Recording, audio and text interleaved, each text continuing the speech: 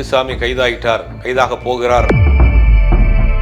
உத்தம villain படத்தில் ஏற்பட்ட நஷ்டத்துக்கு கமலஹாசன் வந்து இன்னொரு படம் பண்ணி தரேன், நஷ்டத்தை சரி கட்டுறதுக்கு ஒரு படம் பண்ணி தரேன்னு அந்த பேச்சுவார்த்தை ரொம்ப நாளாக போயிட்டு இருக்கு. ஒன்றும் முடிந்த பாடு இல்லை. ஒரு 35 லட்ச ரூபா ஃபேஸ்மேன் அப்படின்னு ஒரு கம்பெனியில் ஃபினான்ஸ் வாங்கியிருக்கிறாரு. அது கிட்டத்தட்ட ஒரு 48 லட்ச ரூபா வட்டிலாம் போட்டு ஒரு செக் கொடுத்துருக்காரு. அந்த செக் பவுன்ஸ் ஆயிடுச்சு. சிட்டி சிவில் கோர்ட்லாம் போயிருக்கு. கோர்ட்டில் சிட்டி சிவில் கோர்ட்டுக்கு கொடுத்த தண்டனையை எதிர்த்து இவங்க உயர்நீதிமன்றத்துக்கு போகலாம். உயர்நீதிமன்றத்துக்கு போய் அவங்க அவகாசம் கேட்கலாம், இல்லை அதுக்கு அவங்களுடைய ஆர்கியூமெண்ட்டை வைக்கலாம். நீங்கள் பணத்தை கட்டலை, செக் வந்து பவுன்ஸ் ஆகிருக்கு, நீங்கள் கட்டலைன்னா நீங்கள் வந்து 1 வருஷம் சிறை தண்டனை அனுபவிக்கணும். நல்ல கிரியேட்டருக்கு வந்து ஃபினான்ஷியலாக ஸ்டக் ஆச்சுன்னா அடுத்தவங்களால மூவ் பண்ணவே முடியாது. நீங்கள் ஒரிஜினலாக பண்ணுறவ பாம்பேயில் போய் ஷூட் பண்ணி பெரிய பட்ஜெட்டில் பண்ணி அப்படிங்கும் போது அது ஃபினான்ஷியராக வந்து ஒரு ப்ரொடியூசராக அந்த இடங்களில் வந்து லாக் ஆகிட்டார். டேரக்டராக பையாவாக இருக்கட்டும், ரன்னாக இருக்கட்டும், தண்டகோழியாக இருக்கட்டும், பேக் டு பேக் ஹிட் கொடுத்துட்டு ஆனந்தமாக இருக்கட்டும், அப்படி ஹிட் கொடுத்துட்டு இருந்த ஒரு டேரக்டர் ப்ரொடியூசராகவும் வந்து இங்கே மாற்றாரு. Meriba paneer soda, I trust Meriba. King TV நேயர்களுக்கு வணக்கம். இன்றைய சிறப்பு நிகழ்ச்சியில் நம்முடன் இணைந்திருக்கிறார் பத்திரிகையாளர் சுபேர் அவர்கள். வணக்கம் சார். வணக்கம். எப்படி இருக்கீங்க சார்? நல்லா இருக்கேன்.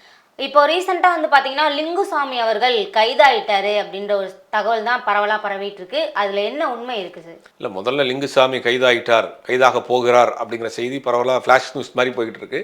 இது நடந்தது என்ன அப்படின்னா, லிங்குசாமி நமக்கு எல்லாருக்கும் தெரியும், நல்ல டேரக்டர். ஆனந்தம் படத்தில் அறிமுகமாகி தொடர்ந்து ரன்னு சொல்லி பேக் டு பேக் வெற்றி படங்கள் கொடுத்துருந்தாரு. அவர் லிங்குசாமி பிரதர்ஸ் அப்படின்னு சொந்த திரைப்பட கம்பெனி ஆரம்பிக்கிறார். அதில் இவரும் அவருடைய தம்பி சுபாஷ் சந்திர போஸ் 2 பேர் சேர்ந்த படத்தை ஆரம்பிக்கிறாங்க. இந்த நிறையா படங்கள் அவங்க பண்ணாங்க. சதுரங்க வேட்டை, கும்கி, மஞ்சப்பைன்னு எல்லாமே பேக் டு பேக் ஹிட் படங்கள் கொடுத்தாங்க. அவங்க வந்து கமலஹாசனை வச்சு உத்தம வில்லன் ஒரு படம் பண்ணாங்க. ஒரு பெரிய பட்ஜெட் படம். அந்த படம் சரியாக போகல, ஒரு பெரிய பொருளாதார இழப்பு. அதனால் அதுக்கு வாங்கின கடன் மேலே வட்டி அப்படின்னு போய் பெரிய பொருளாதார ரீதியாக ஒரு சிக்கல் வந்துச்சு. ப்ரொடக்ஷனே அவங்க நிப்பாட்டி வச்சுட்டாங்க. இடம் பொருள் ஏவல்னு ஒரு படம், விஷ்ணு விஷால் நடித்த படம், சீனு ராமசாமி டைரக்ஷன் பண்ண படம். அந்த படம் கூட இந்த மாதிரி சிக்கலில் கிட்டத்தட்ட 5-6 வருஷமாக படம் மாட்டிக்கிட்டு நிற்கிது. அது மாதிரி ஒரு பொருளாதார ரீதியாக உத்தம வில்லன் படத்துக்கு ஒரு பெரிய சிக்கல் இருக்குது. உத்தம வில்லன் படத்தில் ஏற்பட்ட நஷ்டத்துக்கு கமலஹாசன் வந்து இன்னொரு படம் பண்ணி தரேன், நஷ்டத்தை சரி கட்டுறதுக்கு ஒரு படம் பண்ணி தரேன்னு அந்த பேச்சுவார்த்தை ரொம்ப நாளாக போய்கிட்டு இருக்கு. ஒன்றும் முடிந்த பாடு இல்லை. சினிமாவில் அதை எப்போ நடக்க போகுதுங்கிறது தெரியாது. இப்படி இருக்கப்போ தான் அவர் வந்து கிட்டத்தட்ட ஒரு 8 வருஷத்துக்கு முன்னாடி ஒரு 35 லட்ச ரூபா ஃபேஸ்மேன் அப்படின்னு ஒரு கம்பெனியில் ஃபினான்ஸ் வாங்கியிருக்கிறாரு. அது கிட்டத்தட்ட ஒரு 48 லட்ச ரூபா வட்டிலாம் போட்டு ஒரு செக் கொடுத்துருக்காரு. அந்த செக் பவுன்ஸ் ஆயிடுச்சு. அந்த செக் பவுன்ஸ் ஆன கேஸ் வந்து நீதிமன்றத்தில், மேஜிஸ்ட்ரேட் நீதிமன்றத்தில், 19வது மேஜிஸ்ட்ரேட் நீதிமன்றத்தில் அந்த கேஸ் நடந்திருக்கு. கேஸ் 8 வருஷமாக நடந்து முடிஞ்சு அது செக் பவுன்ஸ் ஆனதுனால அவங்களுக்கு வந்து ஓராண்டு தண்டனை, 1 மாதம் அவகாசம் கொடுத்துருக்காங்க. அதாவது எப்படின்னா, இந்த தண்டனையை எதிர்த்து நீங்கள் மேல்முறையீடு பண்ணலாம். இப்போ வந்து சிட்டி சிவில் கோர்ட்லாம் போயிருக்கு. கோர்ட்டில் சிட்டி சிவில் கோர்ட்டுக்கு கொடுத்த தண்டனையை எதிர்த்து இவங்க உயர்நீதிமன்றத்துக்கு போகலாம். உயர்நீதிமன்றத்துக்கு போய் அவங்க அவகாசம் கேட்கலாம், இல்லை அதுக்கு அவங்களுடைய ஆர்கியூமெண்ட்டை வைக்கலாம். அதுக்காக 1 மாதம் டைம் கொடுக்குறாங்க. உடனடியான கைதுங்கிற நடவடிக்கைலாம் இருக்காது. இப்போ அவங்களுக்கு 1 மாதம் டைம் இருக்கு இல்லையா, அந்த 1 மாதத்துக்குள்ளே மேல்முறையீடு பண்ணி அந்த வழக்கை சிட்டி சிவில் கோர்ட்லேருந்து ஹை கோர்ட்டுக்கு மாற்றிடுவாங்க. இதுதான் நடந்த சம்பவம்.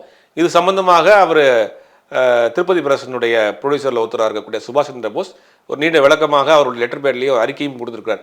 நீங்கள் சொல்கிற தவறான தகவலை பரப்ப வேண்டாம், நாங்கள் கைதெல்லாம் பண்ணப்படலை, வழக்கு எங்களுக்கு எதிராக வந்திருக்கு, நாங்கள் அதை எடுத்துட்டு மேல்முறையீடு பண்ண போகிறோம். போலி வழக்கு அப்படின்றதையும் பதிவு பண்ணுறாங்களே சார், அதாவது போலி தீர்ப்பாக கொடுத்துருக்காங்க எங்களுக்கு. இல்லை, அதை வந்து அவங்க நீதிமன்றத்தில் நிரூபிப்பாங்க. அது போலியா இல்லையா அப்படிங்கிறத நீதிமன்றத்தில் நிரூபிப்பாங்க. இவர் தரப்பு சொல்கிறது வந்து அது தவறான வழக்கு, எங்களுக்கு அதில் வந்து உடன்பாடு இல்லை, அதை நாங்கள் எதிர்த்து மேல்முறையீடு பண்ண போகிறோம். அந்த வழக்கு இவர்களுக்கு வந்து இப்போ எதிராக வந்திருக்கு.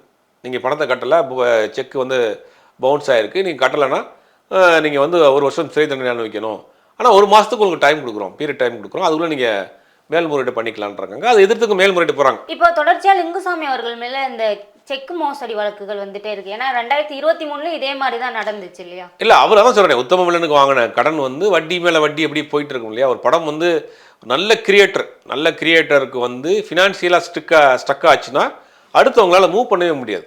இப்போ நிறையா பேர் வந்து இந்த ப்ரொடக்ஷனில் இறங்கி மாட்டி. எதனால போலி செக்குகள் கொடுக்கணும்? இல்லை, போலி செக்குலாம் கிடையாது. பேர் போலி செக்கே கிடையாது. இப்போ செக்கு இப்போ எனக்கு நாளைக்கு பணம் வந்துடும் நினச்சி நான் உங்களுக்கு ஒரு செக் கொடுக்குறேன். பட் எனக்கு நாளைக்கு பணம் எங்கள் அக்கௌண்ட்டில் வராது. இப்போ நீங்கள் இவர்கிட்ட நான் இன்னொருத்தொட்ட வந்து எனக்கு நாளைக்கு உங்களுக்கு 10 லட்ச ரூபா நான் உங்களுக்கு பேங்க்கில் அக்கௌண்ட்டில் போட்டுறேன் அப்படின்னு நான் சொல்லியிருப்பார். அப்போ நாளைக்கு போட்டுறேன்னா நாளை கழிச்சுக்கு நான் ஒருத்தருக்கு செக் கொடுத்துருப்பேன். இல்லை அடுத்த வாரத்துக்கு ஒரு செக் கொடுத்துருப்பேன். எனக்கு இந்த பணம் வரலன்னா அந்த செக் வந்து போட்ட செக்கு பணம் இல்லாமல் ரிட்டர்ன் ஆயிடும். இது போலி செக்னா போலி ஒரு செக் அடிக்கிறதுலாம் கிடையாது. பேங்க்ல பணம் பவுன்ஸ் ஆயிட்டே இருக்கு. 2022லயுமே இதேதான். அத பணம் வந்து ரொட்டேஷன்ல இருக்காது. சொல்லி அறிவிச்சிருந்தாங்க. இல்ல பணம் வந்து ரொட்டேஷன்ல இருக்காது. பேங்க்ல பணம் இருக்காது. இவங்க செக்கை பிரசன்ட் பண்ணியிருப்பாங்க. அதனால என்ன செய்வாங்க அப்படின்னா இங்கே செக்கை போடாதீங்கம்பாங்க. செக் கொடுத்துருவாங்க, நாங்கள் சொன்ன பிறகு போட்டுங்க, போடாதீங்கன்னு சொல்லிடுவாங்க. சில பேர் டிலே ஆகுதுன்னு சொல்லி செக்கை போட்டு பவுன்ஸ் பண்ணிட்டு கேஸ் ஃபைல் பண்ணுறதுக்காக பவுன்ஸ் பண்ணுவாங்க. அது செக்குங்கிறத வந்து சில பேர் டேட் போடாமல் செக் கொடுத்துருப்பாங்க. சினிமா ஃபைனான்ஸுங்கிறது டேட் போடாமல் தான் செக் வாங்குவாங்க. சில ஃபைனான்சியர் வந்து ஒயிட் பேப்பரில் கையெழுத்து வாங்குவாங்க. சிலது ப்ராப்பர்ட்டி பிளட்ஜ் பண்ணுவாங்க. சினிமா ஃபைனான்ஸுங்கிறது ஒரு பெரிய கது. முதல்ல நெகட்டிவ் ஃபைனான்ஸை பிளட்ஜ் பண்ணுவாங்க. நெகட்டிவ்ங்கிறது வந்து முதல்ல நம்ம ஃபிலிம் இப்போ வந்து டிஜிட்டலில் பண்ணுறோம், அப்போ வந்து ஃபிலிமில் பண்ணுவோம். ஃபிலிமை வந்து ப்ராசஸ் பண்ணுறதுக்கு ஒரு லேப் இருக்கும். அந்த லேபு வந்து என்ன பண்ணால் ஒரு படத்தை நீங்கள் சென்சார் பண்ணுறதுக்கு முன்னாடி லேபில் இருந்து என்ஓசி லெட்ரு, நீங்கள் எந்த கவுன்சில் இருக்குங்களா, ப்ரொடியூசர் கவுன்சிலையோ ஃபிலிம் சேம்பர்லையோ கில்டுலையோ இதில் ஒரு மெம்பராக இருக்கணும். அந்த மெம்பராக இருக்கிறவங்க வந்து என்ன பண்ணுவாங்கன்னா இவர் தான் அந்த படத்தினுடைய ப்ரொடியூசர் அப்படின்னு அவங்க வந்து ஒரு என்ஓசி கொடுக்கணும்.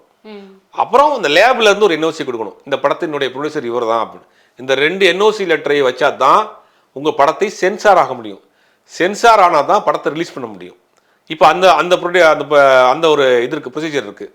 அப்போ ஃபைனான்ஸ் கொடுக்குறவங்க என்ன பண்ணுவாங்கன்னா ஒயிட் பேப்பரில் கையெழுத்து வாங்குவாங்க, டேட்டு போடாத செக்கு வாங்குவாங்க, நெகட்டிவ் பிளட்ஜ் பண்ணிடுவாங்க. நெகட்டிவ் பிளட்ஜ் பண்ணி பணம் வாங்குறது அப்படின்னா அந்த லேபில் வந்து இந்த படத்துக்கு நான் ஃபைனான்ஸ் கொடுத்துருக்கேன், என்னுடைய என்ஓசி இல்லாமல் படத்தை நீங்கள் ரிலீஸ் பண்ணக்கூடாது, பிரிண்ட் போடக்கூடாது, என்ஓசி நீங்கள் சென்சாருக்கு என்ஓசி கொடுக்கக்கூடாதுன்னு இந்த ஃபினான்சியர் வந்து அந்த லேபுக்கு வந்து லெட்டர் கொடுத்துருவார்.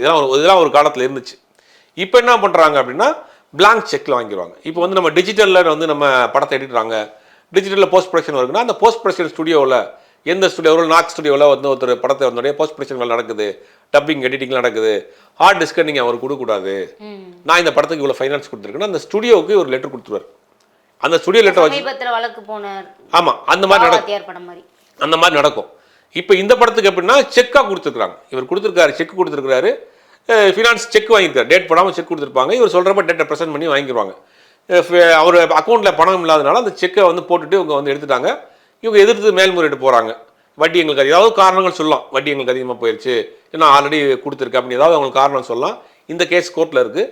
செக் பவுன்ஸ் ஆனதுனால என்ன ஆச்சுன்னா நீங்கள் தானே செக் கொடுத்துருக்கீங்க அப்படிங்கிறனால இவங்களுக்கு ஒரு எதிராக தீர்ப்பாயிருக்கு. தீர்ப்பை எதிர்த்து இப்போ மேல்முறையீடு போயிருக்கிறார். இதுதான் இந்த விஷயத்தில் நடந்தது. இது வந்து உடனே எல்லாம் அவரை கைது பண்ணல, உடனே கைது பண்ணவும் முடியாது, கைது பண்ணவும் இல்லை. அதுக்குண்டான விளக்கத்தையும் அவர் கொடுத்துட்டார். இப்போ அவரோட கெரியர் எங்க இருந்து லாஸ் ஆச்சு சார்? ஏன்னா அஞ்சான் படம் எடுத்தாரு, அவரே தான் தயாரிச்சிருந்தாரு, அதுல பெரிய டிசாஸ்டர் அப்படின்னு அளவுக்கு சொல்றாங்க. இல்லை, எப்பயுமே வந்து அவர் பார்த்தீங்கன்னா ரன்லாம் வந்து மிகப்பெரிய hit, super duper hit. AM ரத்னத்துக்கு ஒரு மிகப்பெரிய வசூலை கொடுத்த படம் சண்டைக்கோழி. சண்டைக்கோழியும் பெரிய வசூல். பார்ட் 2 கூட எடுத்தாங்க. பார்ட் 2 சரியாக பெருசாக போகல. அப்போ அவர் டைரக்டராக அவர் தொடர்ந்து வெற்றியாகவே போயிட்டுருக்காரு. அப்போ ப்ரொடியூசராக மாறினது பிறகு சில படம் பண்ணுறாரு. எல்லா படமுமே ஹிட்டு தான். சதுரங்க வேட்டையாக இருக்கட்டும், கும்கியாக இருக்கட்டும், சில படங்களை வாங்கி இவர் வந்து ரிலீஸ் பண்ணார் அவருடைய பேனரில். ரஜினி முருகன் இதெல்லாம் பெரிய லாபம் கொடுத்த படம் தான். ஆனால் அந்த உத்தம வில்லன்கிறது வந்து அவருக்கு வந்து உண்மையிலேயே அவருக்கு வாழ்க்கையில் பெரிய வில்லனாக அமைஞ்ச படம் வந்து உத்தம வில்லன் தான். கமல்ஹாசனுக்கு ஒரு பெரிய ஸ்டாரு, பெரிய பட்ஜெட்டு, பெரிய சம்பளம், அவருடைய இன்வெஸ்ட்மெண்ட் முழுவதுமாக போகிறாரு. அந்த படம் பயங்கரமான லாஸ். சரி, அதுலேருந்து எந்திரிச்சு வரலான்னு அஞ்சான் பண்ணுறாரு. அஞ்சான் ஓன் ப்ரொடக்ஷன், அதுவும் வந்து பெரிய லாஸ் அந்த படம். இந்த 2 படத்துடைய நஷ்டம்ங்கிறது வந்து மொத்தமாக அவருக்கு மாட்டிக்கிடுச்சு. இப்போ ரீரிலீஸ்லையாவது எடுக்கலான்னு ட்ரை பண்ணாங்க, அதுவும் சரியாக ஓடலை. ஆமாம், அதுவும் பெருசாக போகல, அவங்க எதிர்பார்த்த அளவுக்கு போகல. ஓரளவுக்கு போச்சு, ஆனால் பெருசாக போகாட்டியும் கூட ஓரளவுக்கு போன படம் தான். பட் அதை காம்பன்சேட் பண்ண முடியாதுல்ல. அன்றைக்கி ஒரிஜினலாக பண்ணுறப்ப பாம்பேயில் போய் ஷூட் பண்ணி பெரிய பட்ஜெட்டில் பண்ணி அப்படிங்கும் போது அது ஃபினான்சியராக வந்து ஒரு ப்ரொடியூசராக அந்த இடங்களில் வந்து லாக் ஆகிட்டார். டேரக்டராக பையாவாக இருக்கட்டும், ரன்னாக இருக்கட்டும், சண்டைக்கோழியாக இருக்கட்டும், பேக் டு பேக் ஹிட் கொடுத்துட்டு ஆனந்தமாக இருக்கட்டும், அப்படி ஹிட் கொடுத்துட்டு இருந்த ஒரு டேரக்டர் ப்ரொடியூசராகவும் வந்து இங்கே மாட்டுறாரு. உத்தம வில்லன், அஞ்சான் அப்படின்னு வரிசையாக அவருக்கு பேக் டு பேக் படம் வந்து லாஸ் வந்தது. என்னாச்சுன்னா ஃபினான்ஷியலாக பெரிய சிக்கல் வந்துருச்சு. அதில் வந்து சிக்கலில் தான் இந்த மிச்ச மீதி உள்ள பிரச்சனைலாம் வந்துட்டு இருக்கு. இப்போ சமீபத்தில் 2025 அவர் தலைமறைவு ஆயிட்டாரு அப்படின்ற செய்திகள்லாம் வெளியாச்சுல. சரி, இந்த கடன் காரணமாக தான் தலைமறைவெல்லாம் ஆகல. அவர் வந்து நீங்கள் அங்கே தான் இருக்கிறாரு. தலைமறைவுனா இப்போ எப்படி போக முடியும்? கடன் வாங்கியிருக்காரு, செக்கு கொடுத்துருக்காரு, கம்பெனி ரன் பண்ணுறாரு, அடுத்ததான் படம் பண்ண போகிறாரு. தலைமறைவுங்கிற செய்திலாம் அன்றைக்கி வந்த செய்திகள்லாம் தவறான செய்தி. தலைமறை போய் நம்ம பார்த்து தான் இருக்கிறோம். எல்லா நிகழ்ச்சிக்கு வராரு. கடன் இருக்குது, கடன் பிரச்சனைலாம் பெரிய சிக்கல் இருக்குது. அதுக்காக தலைமறைவெல்லாம் அவர் ஆகலை.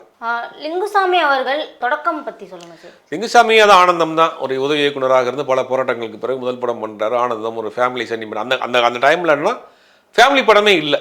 அந்த காலகட்டங்களில் ஒரு மாதிரி காமெடி படங்களாகவே போய்கிட்டு இருந்த, காமெடி காதல்ன்ற மாதிரி போயிட்டு இருந்த நேரத்தில் ஒரு ஃபேமிலி ட்ராமாங்கிறது ரொம்ப ட்ரையாக இருந்துச்சு. முதல் படத்துலேயே ஒரு ஃபேமிலி ட்ராமா பண்ணுறதுக்கு ரொம்ப ரிஸ்க் வேணும். ஏன்னா கொஞ்சம் தப்புனா கூட படம் போர் ஆயிரும். எப்பவுமே சினிமா ஆடியன்ஸ் வந்து 18லேருந்து 25 வயசுக்குள்ள தான் சினிமா ஆடியன்ஸ். அவங்க தான் ரிப்பீட்டட் சினிமா ஆடியன்ஸு, ஃபியூஜ் சினிமா ஆடியன்ஸ் அவங்க தான். 30 வயசுக்கு மேலே உள்ளவங்க ரொம்ப செலக்டடான படம், 40 வயசுக்கு மேலே ரொம்ப செலக்டடான படம் தான் பார்ப்பாங்க. அப்போ அந்த ஆடியன்ஸை சுற்றி தான் படம் பண்ணுவாங்க. ஆனால் இவர் முதல் படத்துலேயே ஒரு பெரிய ரிஸ்க் எடுக்கிறாரு. முதல் படத்துலேயே ஒரு ஃபேமிலி சென்டிமெண்ட்டோட படம் பண்ணுறாரு.